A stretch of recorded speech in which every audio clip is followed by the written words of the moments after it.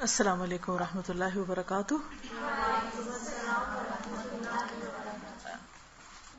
حفاظت کی دعائیں جو ہم نے شروع کی تھی، اس میں آج ہم سورۃ البقرہ کی آخری 2 آیات کی فضیلت پڑھیں گے۔ نمبر 2 دعا جو ہے، اعوذ باللہ من الشیطان الرجیم، بسم اللہ الرحمن الرحیم۔ آمن الرسول بما انزل الیہ من ربہ والمؤمنون کل آمن باللہ وملائکتہ وکتبہ ورسلہ لا نفرق بین احد من رسلہ وقالوا سمعنا واطعنا غفرانک ربنا والیک المصیر لا یکلف اللہ نفسا الا وسعها لها ما کسبت وعلیہا ما اکتسبت ربنا لا تؤاخذنا ان نسینا او اخطأنا ربنا ولا تحمل علينا إصرا كما حملته على الذين من قبلنا ربنا ولا تحملنا ما لا طاقة لنا به واعف عنا واغفر لنا وارحمنا أنت مولانا فانصرنا على القوم الكافرين۔ عبداللہ بن عباس بیان کرتے ہیں کہ ایک دن جبریل علیہ السلام نبی صلی اللہ علیہ وسلم کے پاس بیٹھے ہوئے تھے کہ ایک بہت زور کی آواز سنی۔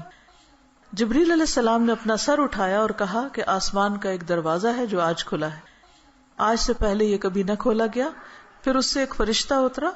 جبریل علیہ السلام نے کہا کہ یہ ایک فرشتہ ہے جو آج سے پہلے کبھی زمین پر نہیں اترا۔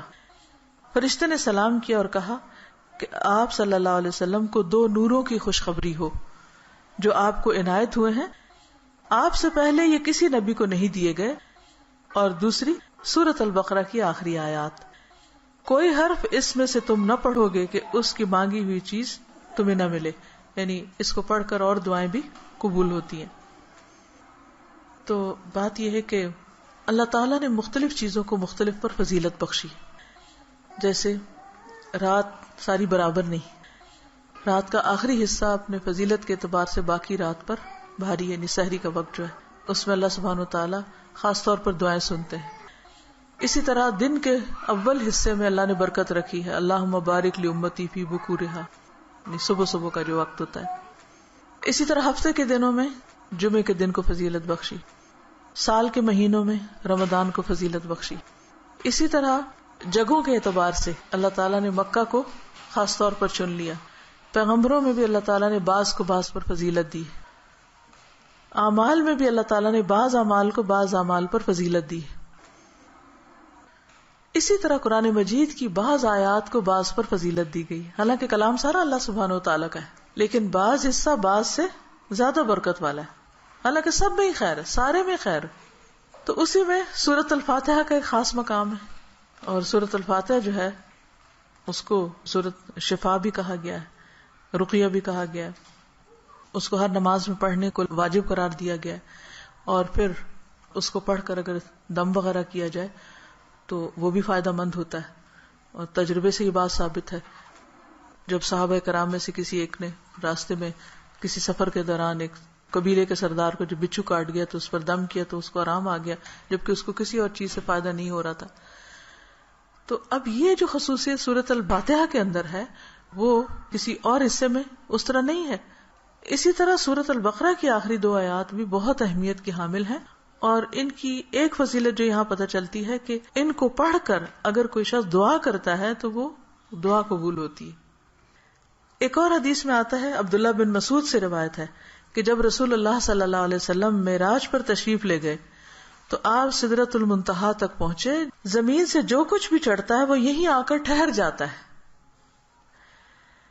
پھر لے لیا جاتا ہے، اور جو اوپر سے اترتا ہے وہ بھی یہیں ٹھہر جاتا ہے، پھر لے لیا جاتا ہے۔ اللہ تعالیٰ نے فرمایا یغشی السدرۃ ما یغشی، جب ڈھانپ رہا تھا سدرہ کو جو کچھ کے ڈھانپ رہا تھا۔ جب نبی صلی اللہ علیہ وسلم معراج پہ تشریف لے گئے تو جو بیری کا درخت تھا اس کے اوپر جو روشنی تھی اس کی بات ہو رہی ہے۔ عبداللہ نے کہا کہ سونے کے پتنگے تھے وہ جو اوپر چھا رہا تھا۔ پھر رسول اللہ صلی اللہ علیہ وسلم کو وہاں 3 چیزیں دی گئی تھی، ایک تو 5 نمازیں، دوسری سورۃ البقرہ کی یہ آخری آیات، اور تیسری آپ کی امت میں سے اس شخص کے باقی تمام تباہ کرنے والے گناہوں کو اللہ نے بخش دیا جو اللہ کے ساتھ کسی کو شریک نہ ٹھہرائے، جو شرک نہ کرے۔ تو یہ 3 چیزیں ملی تھی جن میں نماز کا ذکر عام طور پر ملتا ہے کیونکہ اس کے بارے میں مزید وضاحت سے احادیث بھی ہیں.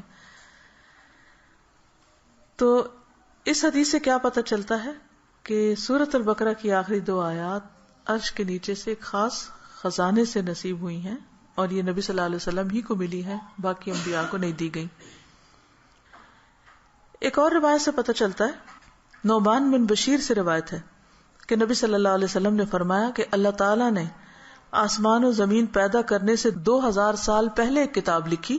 اس کتاب میں سے 2 آیات اتاری جن کے ساتھ سورۃ البقرہ کو ختم کیا. کب کی بات ہے یہ؟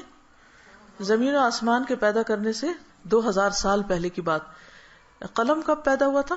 50,000 سال پہلے، باقی چیزوں کی تخلیق کے. جس گھر میں 3 رات یہ آیات پڑھی جائیں شیطان اس کے قریب نہیں آتا. رسول اللہ صلی اللہ علیہ وسلم نے فرمایا، مجھے سورۃ البقرہ کی آخری آیات عرش کے نیچے ایک خزانے سے دی گئی. مجھ سے پہلے یہ آیات کسی نبی کو نہیں دی گئی، یعنی یہ آپ کی خاص خصوصیت ہے کہ آپ کو یہ نصیب ہوئی. اور پھر ایک اور جگہ یہ بات بھی پتہ چلتی ہے ان آیات کے بارے میں کہ جو شخص رات کے وقت ان آیات کو پڑھ لیتا ہے تو وہ اسے ہر چیز سے کافی ہو جاتی ہیں.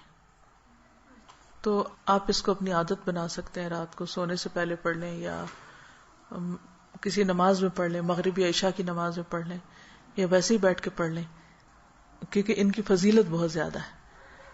تو ان آیات کا ترجمہ جو ہے وہ آپ دیکھ سکتے ہیں قرآن پاک ترجمے والے سے. لیکن یہ ہے کہ جو خاص بات ان آیات میں کی گئی ہے، پہلے تو اس میں ایمان پر بات ہے کہ رسول خود بھی ایمان لائے ہیں اور سارے مومن بھی.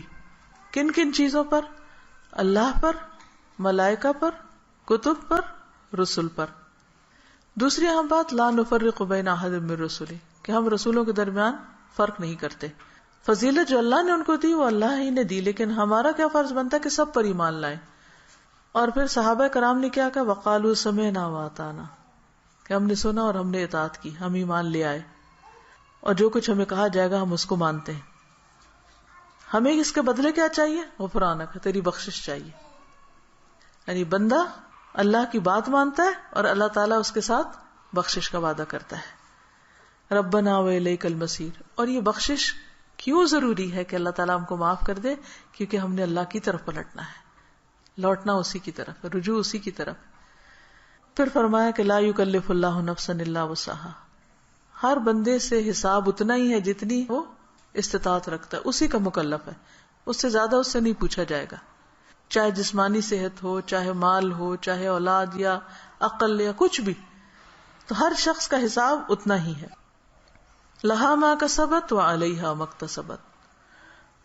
اسی کو ملے گا جو اس نے نیکیاں کی اور اسی کے ذمہ ہے وبال جو اس نے غلط کام کیے. فائدہ بھی اسی کا اچھے کام کرنے کا اور نقصان بھی اسی کا غلط کام کرنے کا.